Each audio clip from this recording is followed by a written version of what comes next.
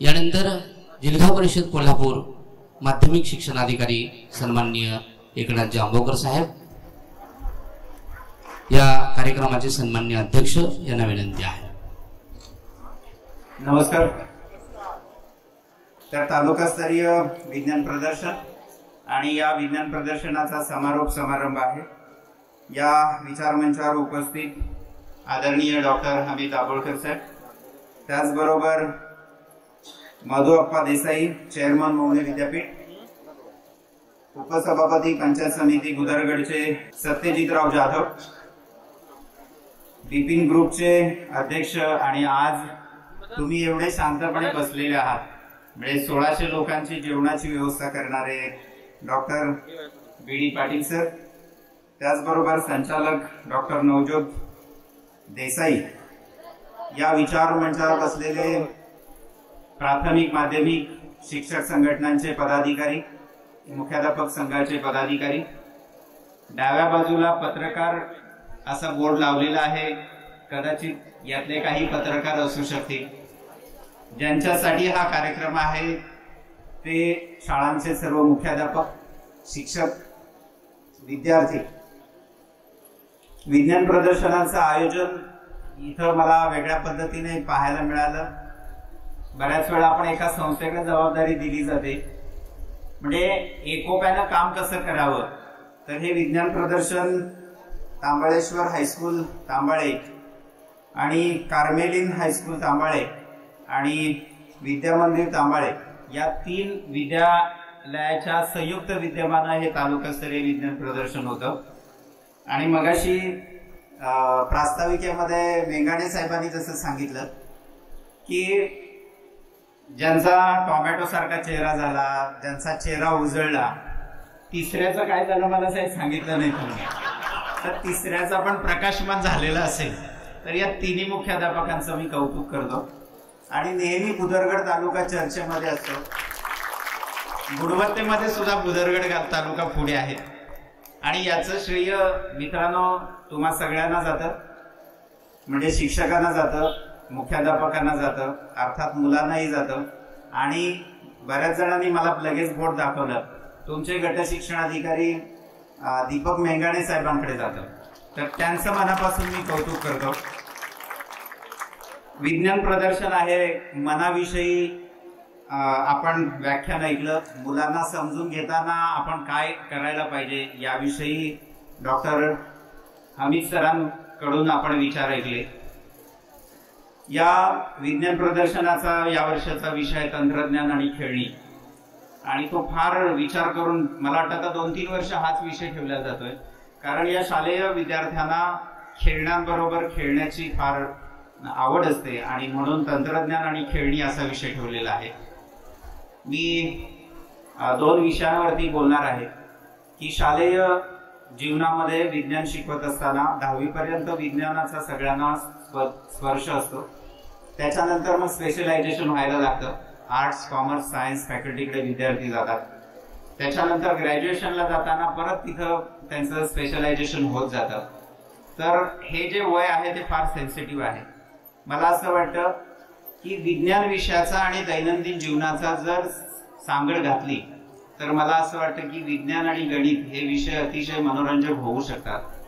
म्हणजे तुम्ही मला वाटतं मंगलयानचं पिक्चर पाहिलं असेल की विज्ञान आणि होम सायन्स याचं कोऑर्डिनेशन करून त्यांनी यान तयार केलं. या ज्या गोष्टी आहेत, म्हणजे आम्ही जेव्हा विज्ञान शिकवतो शालेय जीवनामध्ये, तर त्या शालेय जीवनामध्ये तुम्ही सगळेजण शिकवणारे शिक्षक आहात. तर या विद्यार्थ्यांना विज्ञानाविषयी आवड कशी निर्माण होईल. तर आम्ही जर पारंपरिक पद्धतीने विज्ञान शिकवणार असू तर आवड निश्चित तयार होणार नाही.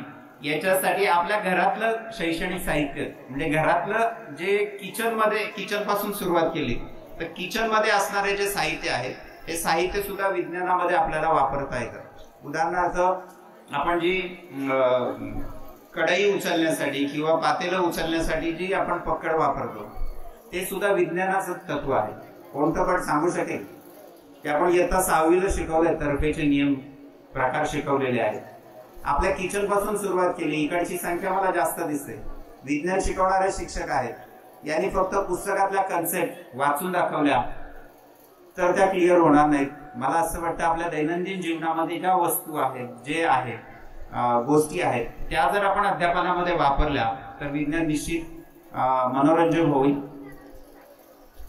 बऱ्याच विद्यार्थ्यांचे मी जे आता मॉडेल्स पाहिले, आम्ही आग्रही आहोत की ती वर्किंग मॉडेल्स असावीत. मला असं वाटतं त्या मॉडेल्स तर खूप चांगले केलेले आहेत, परंतु विद्यार्थ्यांचा जो आत्मविश्वास होता माहिती देताना तो वाखाणण्याजोगा होता. म्हणजे ते विद्यार्थी आहे ना, कोण समोर शिक्षणाधिकारी आलेला आहे की अजून कोण आलेले आहेत, त्यांच्या मनामध्ये बिलकुल भीती नव्हती. अतिशय साध्या, सोप्या आणि सुंदर भाषेमध्ये हे आपण केलेले जे मॉडेल्स आहेत त्याच्या मागचं तत्व स्पष्ट करून सांगत होते. मला असं वाटतं हे शिक्षकांचं श्रेय आहे, कारण इतक्या आत्मविश्वासानं मुलं बोलत होती की त्यांना विचारलेल्या प्रश्नाचं उत्तर सुद्धा ते आत्मविश्वासानं देत होते. अजून एक दुसरी महत्वाची गोष्ट की या शैक्षणिक वर्षामध्ये दाभोळकर साहेब की हे दुसरं विज्ञान प्रदर्शन होत आहे. म्हणजे कोविडमुळे गेल्या वर्षाचं झालं नाही, 20-21 वर्षाचं झालं नाही, 21-22चं झालं नाही, म्हणून आम्ही ते सप्टेंबर महिन्यामध्ये घेतलं.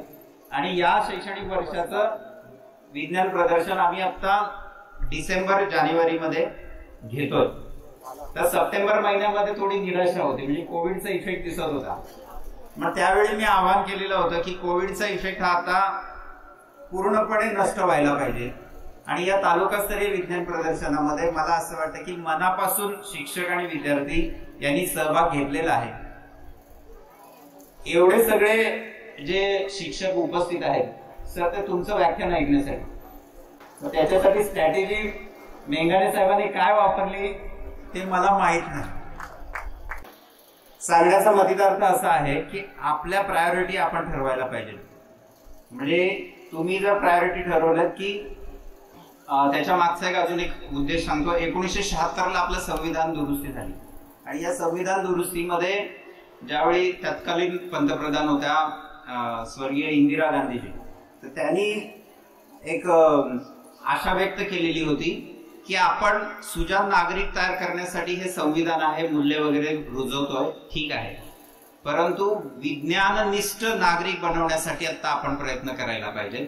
आणि त्याच्यानंतर 10 गाभाभूत घटक आले, त्याच्यामध्ये वैज्ञानिक दृष्टिकोनाचा परिपोष हा एक गाभाभूत घटक आला. बरोबर आहे ना. आपल्या अध्यापनामध्ये विद्यार्थ्यांमधला वैज्ञानिक दृष्टिकोन, चिकित्सक वृत्ती, शोधक वृत्ती, त्याने प्रश्न विचारायला पाहिजे. मी पण 19 वर्ष शिक्षक होतो, त्यातले 10 वर्ष मुलांना मारझोड केली आणि एक वेळ असं माझ्या लक्षात आलं की हे सगळं निरर्थक आहे, आपण हे चुकीचं काम करतोय. त्याच्यानंतर मी सोडून दिलं मुलांना, कारण ज्याचा जन्म झालाय तो त्याचं नशीब घेऊन आलेला आहे आणि तो त्याचा उद्धार तोच करणार आहे. आपण मात्र त्याला जर कारणीभूत झालो, सपोर्टिव्ह झालो तर खूप चांगली गोष्ट आहे. आता मी तुम्हाला आवाहन करेन, खरंच मुलाला बोट सुद्धा लावू नका, कारण RT ऍक्ट आलाय, कलम 17. मगाशी सरांनी उल्लेख केला, फक्त कलमाचा उल्लेख नाही केला. तुम्हाला नवीन वर्षाच्या शुभेच्छा देतो. हे नवीन वर्ष तुम्हाला सुखाचं, समृद्धीचं आणि शैक्षणिक वातावरणामय जावं असं मी तुम्हाला शैक्षणिक शुभेच्छा देतो आणि थांबतो. आयोजकांनी मला बोलवलं आणि हमीद सरांचं व्याख्यान ऐकण्याची मला संधी उपलब्ध करून दिली, त्याबद्दल मेंगाणे सर आणि त्यांच्या टीमचं मी मनापासून त्यांना धन्यवाद देतो. ज्यांनी या विज्ञान प्रदर्शनामध्ये सहभाग घेतलेला आहे त्या विद्यार्थ्यांचं मी प्रथम कौतुक करतो, त्या शिक्षकांचं कौतुक करतो. हार जीत ही वेगळी गोष्ट आहे, परंतु पार्टिसिपेंट, वेगवेगळ्या अनुभूती विद्यार्थ्यांना उपलब्ध करून देणं हे शिक्षकांचं काम आहे. अशासारख्या पार्टिसिपेंट या वेगवेगळ्या उपक्रमांमध्ये विद्यार्थ्यांना सहभागी करावं याच्यासाठी तुम्हाला शुभेच्छा देतो आणि थांबतो. जय हिंद, जय महाराष्ट्र. धन्यवाद सर.